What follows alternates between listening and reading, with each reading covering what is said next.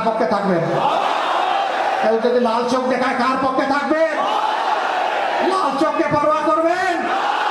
পরোয়া কাকে করবেন? পরওয়ারদিগার আল্লাহ তাআলাকে পরোয়া করব, আর কাউকে আমরা পরোয়া করি না। সম্মানিত ভাইরা, এটা বুট নয়, এটা একটা ব্যাটো পাওয়ার। ব্যাটো ভুল করলে আল্লাহর দরবারে জবাব দিতে হবে।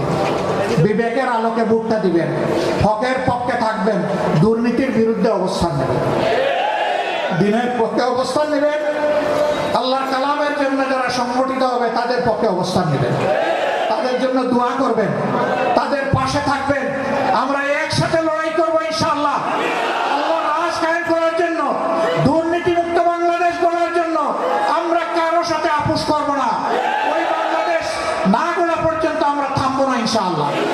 আমাদের জন্য শুধু দোয়া করবেন, শয়তান যেন আমাদের মধ্যে কোনো বিভ্রান্তি সৃষ্টি করতে না পারে, শয়তান যেন লজ্জিত হয়ে পরাজিত হয়ে পালিয়ে যায়, মুমিনদের জন্য বিজয় হয়।